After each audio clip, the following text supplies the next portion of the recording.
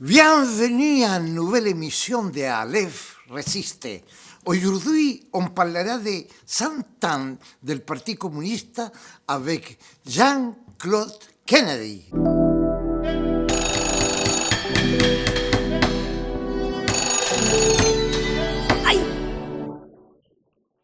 Bon, mes amis, je suis avec Jean-Claude, qui on va parler aujourd'hui de 100 ans de l'anniversaire du Parti communiste, mais avant, Jean-Claude, on va voir les confusionnistes.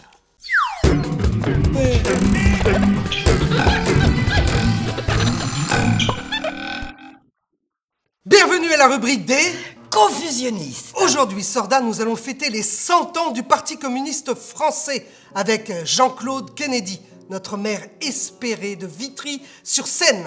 Résumé, 100 ans d'histoire du parti en une seule idée. Eh oui, Sorda. Oh là là, l'histoire, le passé et les 100 ans en un seul mot. Je crois que j'ai trouvé, Sorda. Mais tu es imbattable, ma barba. Voyons voir. Fine Cat Flore bat Mistre Vesna. Mais extraordinaire, ma barba. Bien, décomposons ce mot pour trouver ensemble sa signification. Fine est un mot allemand pour dire ennemi. Cat veut dire couper en khmer. Flore vient de l'espagnol pour désigner la fleur. Ba signifie jamais en Haoussa. Mistre vient du tchèque et veut dire maître. Et Vesna signifie printemps en russe. Donc, Fine Cat Flore bat Mistre Vesna signifie nos ennemis peuvent couper toutes les fleurs, mais ils ne seront jamais les maîtres du printemps. Pablo Neruda. Paolo Neruda. Hein? Bon, maintenant c'est un peu plus compliqué pour ton ami Oscar de te faire cette question, parce qu'on parle du passé du Parti communiste, il a une grande histoire, un présent qui commence à... Parce que moi, je ne suis pas communiste, Jean-Claude, mais moi, j'étais toujours à côté du Parti communiste pour sa solidarité qu'il y a eu à l'époque que les Chiliens ont arrivé en France. Alors, j'étais toujours à côté des communistes. Autant aussi que j'ai voté 3 fois pour toi. Voté en différentes élections. Et en la dernière, je vote pour toi, et après, c'est quelqu'un d'autre, el qui représente la ville de Vitry. Alors, je me dis, avec tout ce qui se passe dans le monde, avec toute la méfiance qu'il a les gens pour les partis politiques, où restait pour moi le plus de sang, le moins lâche, le moins traître, c'était le Parti communiste. Et après, quand tu vois que n'importe qui peut souffrir la lâcheté et la trahison, en n'importe quel parti, quel futur tu le vois au Parti communiste? D'abord, le Parti communiste, c'est une belle histoire. Exactement. C'est pour ça que je te dis, oui. Le passé est magnifique, Oui. est historique. Mais ce Parti communiste, il est aussi dans une société, la société française, mais on pourrait dire une société internationale maintenant, où évidemment il y a des pertes de valeur, il y a des pertes de repères, il y a des pertes aussi de confiance dans la politique. Et le Parti communiste n'est pas imperméable à tout ça. Il est aussi marqué par toutes ces histoires internationales et son histoire française aussi. Ce que nous avons vécu à Vitry, c'est un moment particulier, inédit dans l'histoire du Parti communiste, à savoir qu'un de ses membres réalise un putsch pour prendre la mairie à celui qui avait été légitime, qui avait été élu par la population, qui avait été aussi présenté par ses camarades communistes pour devenir le maire de la ville. Et c'est une autre personne qui a fomenté une intrigue pour prendre le poste de maire à son insu. Voilà, c'est une histoire qui, à ma connaissance, n'existe pas dans l'histoire du Parti communiste. C'est un moment important de cette histoire qu'on appellera longtemps une trahison, parce qu'il s'agit bien d'une trahison envers la souveraineté populaire, mais une trahison aussi envers ses camarades. Comment moi, la prochaine élection, moi voy a voter communiste? Comment voy a être convaincu que si je vote pour un candidat, va pas del même parti me mettre à une autre personne? Comment je pourrais avoir confiance? Parce que si c'était passé aujourd'hui à toi, demain peut passer partout la France. C'est une question importante. Ceux qui ont fait ce coup d'État n'ont peut-être pas réfléchi aux conséquences de cet acte. Parce qu'aujourd'hui, comme tu le dis, Oscar, il n'y aura plus jamais la même confiance quand on votera même pour un candidat communiste qu'il y avait jusqu'à présent. Parce que une des qualités qu'on peut reconnaître aux communistes, c'est leur fidélité, c'est la tenue des engagements pris, et c'est toujours la relation au peuple, et respecter la souveraineté du peuple. Or là, toutes ces valeurs sont par-dessus bord. Et tu penses qu'il peut y avoir un futur pour le Parti communiste? J'espère qu'il y en aura un futur pour le Parti communiste, et que cet épisode qu'on a vécu sera d'abord analysé, critiqué, j'espère, par mon propre parti. C'est-à-dire qu'on ne peut pas admettre une telle attitude en politique d'une façon générale, mais on peut encore moins l'admettre dans son propre parti. Donc il devrait y avoir une condamnation peut-être plus ferme qu'elle ne l'a été jusqu'à présent, qui permette de redonner de la confiance à ceux qui vont voter pour les prochains candidats communistes. Et ça, c'est important. Exact. Parce que, comme voy a voter yo, moi, demain, communiste, si je votais toujours communiste, parce que moi, je ne suis pas politique, je crois que quand on n'est pas politique, on peut faire beaucoup plus la politique, parce qu'on ne doit pas suivre aucun courant, on suit son cœur, et dans mon cœur était, en el 94, les communistes étaient dans mon cœur. Et maintenant, il y a une partie de mon cœur qui ne marche pas bien. Maintenant, te voy a montrer une scène de théâtre qui sait avoir aussi avec le pouvoir.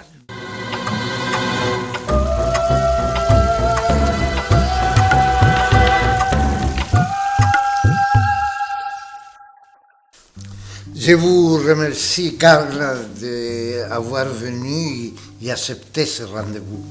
Normal. Après tout ce que vous avez fait pour moi, l'auteur. C'est vrai, je suis le personnage de l'auteur qui n'arrive pas à écrire une pièce qui change l'histoire de l'humanité. Rosset, depuis toujours, vous promettez écrire une œuvre qui va changer l'histoire de l'humanité. Mais où est passé votre public qui allait sortir transformé du théâtre après avoir vu la pièce? Je ne vois personne. Et aujourd'hui, vous persistez. Et en plus, vous pensez que le pouvoir est dans les mains des politiques. Mais Rosset, ouvrez grand vos yeux noirs. Les décisions ne sont pas prises par des gouvernements élus démocratiquement. La démocratie, elle a fini comme les saints sur l'autel de l'église. Mais elle ne fait pas de miracle. Mais c'est qui prend les grandes décisions? Ça fait des années que nous vivons sous une dictature économique, régie par une démocratie de la peur, qui ont donné naissance à une nouvelle religion, qui a surpassé l'islam, le christianisme, le judaïsme. Cette religion possède son propre péché originel, la dette. Chaque nouveau-né en porte la marque, et aucun baptême ne peut l'effacer. Cette nouvelle religion se nomme le consumérisme. Elle a ses lieux de culte, les centres commerciaux, où les fidèles se rendent chaque semaine à la recherche de la béatitude. Le ciel est à la portée de tous, il suffit de l'acheter, même à crédit. Alors il n'y a aucune possibilité de changer le monde. Je suis fatigué, vraiment fatigué. José, savez-vous qu'il existe chez chacun de nous, dans le cerveau, une glande qui a la faculté de produire la force E? Cette force E fabrique l'enthousiasme. Un mot qui vient du grec, enthusiasmos, qui signifie posséder à l'intérieur du corps tous les dieux de l'univers. Ça vous parle? Ça vous éclaire? Et maintenant, Jean-Claude, on va passer à notre part du programme qui s'appelle les droits au théâtre.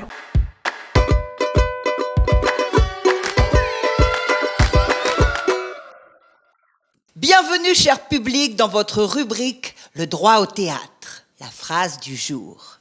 William Shakespeare terminait souvent ses pièces de théâtre de cette façon. Et c'est ainsi que se finit la pièce. Tout va disparaître dans l'air léger. Et si nous vous avons quelque peu outragé, dites-vous pour tout arranger que vous venez de faire un songe avec des rêves partagés. Cher public, je vais vous présenter maintenant notre invitée. C'est Maxime Godard-Touré. Elle est au Théâtre Aleph depuis bientôt 6 ans. Bonsoir Maxime. Bonsoir Sylvie. Peux-tu te présenter à notre public? Mais tout à fait. Alors voilà, je m'appelle Maxime et pour tout te dire, mon papa était châtelain. Le château d'ailleurs s'appelle maintenant le château de Jérusalem parce qu'il cachait des juifs. Et il faut te dire que ma maman était juive, gitane, et à l'époque, c'était pas évident. Donc mes 2 tantes l'ont mariée à papa. Mais le plus important, c'est surtout le frère de maman, mon oncle, mon tonton, Max Dupuis, le roi des camelots, qui a détrôné Gégène les Bretelles, mais enfin je pourrais t'en parler pendant des heures. Il était ami avec Albert Fratellini. Il jouait dans le monde entier, c'était un camelot, il vendait n'importe quoi, le baratin, le bagou, le machin. Quelquefois, je tiens de lui. Toi, tu as fait beaucoup d'études ou qu'est-ce que tu as fait? Alors là, nul de chez nul.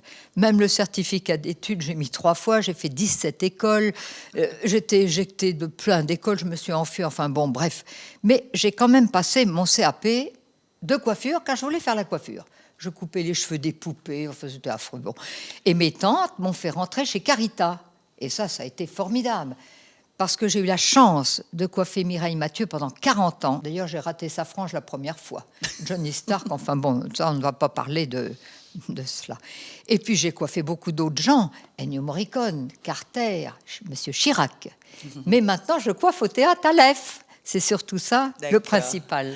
Comment t'es arrivée alors justement au Théâtre Aleph? Alors, c'est ma cousine Virginie, qui est au théâtre depuis très longtemps, qui joue très très bien, beaucoup mieux que moi, qui m'a invitée à une de ses pièces et je suis venue, j'étais emballée du Théâtre Aleph. Qu'est-ce que ça t'a apporté? Qu'est-ce que ça t'apporte dans ta vie de faire du théâtre? Ça m'apporte énormément. D'abord de prendre confiance en moi, d'être plus à l'aise, parce que je faisais beaucoup de choses sur scène, mais je ne parlais pas, je coiffais. Et là, il faut parler et jouer en même temps. Non, c'est formidable, votre théâtre, c'est extraordinaire. Hein. Merci beaucoup, Maxime. Cher public, il est temps de nous quitter. Alors je vous dis au prochain épisode d'Aleph Résiste. À bientôt. Merci Sylvie. Et maintenant, avant de passer à la partie finale, je voudrais te demander, Jean-Claude, des choses. Nous, on avait un projet, tu te souviens, de faire un livre de Théâtre Aleph, 50 ans, ici en France, le premier théâtre latino-américain qui a autant de temps avec son espace et tout. Ça, c'est un projet qu'on avait ensemble, que je ne sais pas qu'est-ce qui va passer avec lui. Et la deuxième, parle-moi un petit peu du futur du Parti communiste, de ton Parti communiste. D'accord. Écoute, pour ce qui concerne le livre, il existe, il est là, et on va continuer à travailler ensemble pour sa diffusion, son édition en français, puisque c'est un livre qui est écrit en espagnol. Il faudrait une traduction pour permettre de le faire connaître plus largement au public français. Donc ça, c'est un engagement que j'ai pris, et c'est un engagement que je vais tenir avec toi. Pour ce qui concerne l'avenir du Parti communiste, c'est pas moi qui vais l'écrire, ce sont les communistes. Et puis aussi la société française petite. Est-ce qu'elle a besoin, cette société aujourd'hui, d'un parti communiste? Ça répond un peu à ta deuxième question. Moi, je pense que la société française a besoin d'un parti communiste. Parce qu'il y a besoin de forces politiques qui permettent d'écrire l'avenir avec optimisme, qui définissent un idéal, un projet de société dans lequel on a envie de vivre. Ça, c'est ma définition du communisme. Et mon engagement, il a resté le même. Moi, je reste fidèle à ce parti communiste. Évidemment, je serai critique vis-à-vis de ceux qui ont trahi les engagements que nous avions pris vis-à-vis de la population, mais je resterai fidèle à ce parti. Et ça, c'est mon engagement. Je n'ai pas l'intention de le modifier, parce que cet engagement, il ne dépend pas des aléas de la vie. Cet engagement, il est profond. C'est d'abord un engagement de cœur, un engagement d'idéal, un engagement d'un futur qui soit construit avec et pour les gens. Et c'est ça que j'ai envie de continuer à travailler. Donc je ne suis pas en retrait de la vie politique. Je vais rester en plein dans cet émerveillement et cette effervescence politique, même si aujourd'hui on est dans un contexte extrêmement difficile, extrêmement délicat, on le connaît tous, on le subit tous, mais il faut croire à des jours meilleurs. Et je vais m'impliquer dans ce sens-là. Bon, maintenant, on va écouter Jacques F.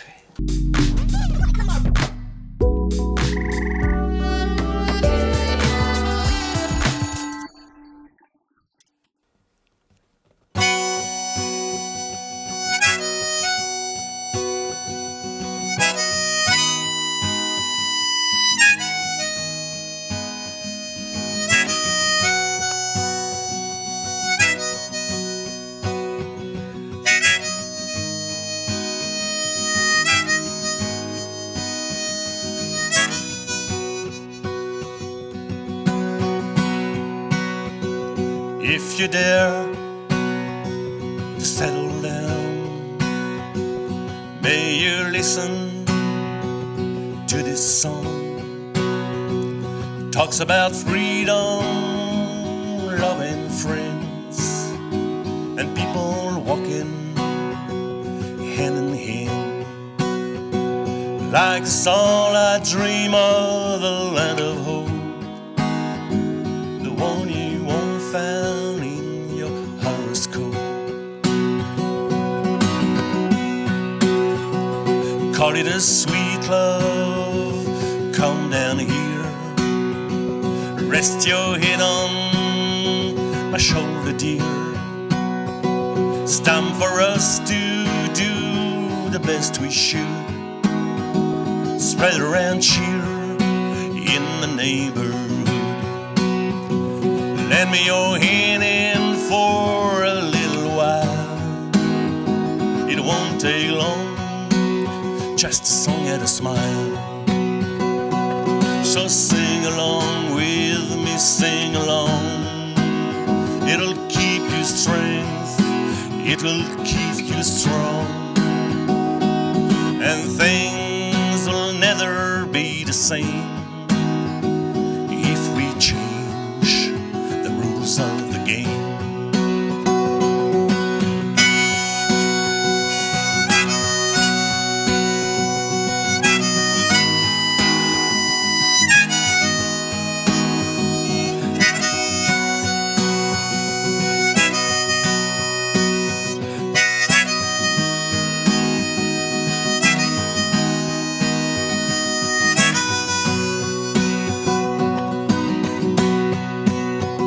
So clap your hands, move your feet in time. On top of the ice mountain we can climb. Tell the world that it's not too late. We can be one, we can be great. Like a song I dream of living free. No color, no border, slavery. So sing along with me, sing along. It'll keep you strength, it will keep you strong. And things will never be the same if we change the rules of the game. So sing along with me, sing along. It will keep you strength, it will keep you strong. And things will never be the same if we change the rules of the game. If we change the rules of the game. If we change the rules of the game. Merci de nous avoir suivis et à la prochaine. Ciao.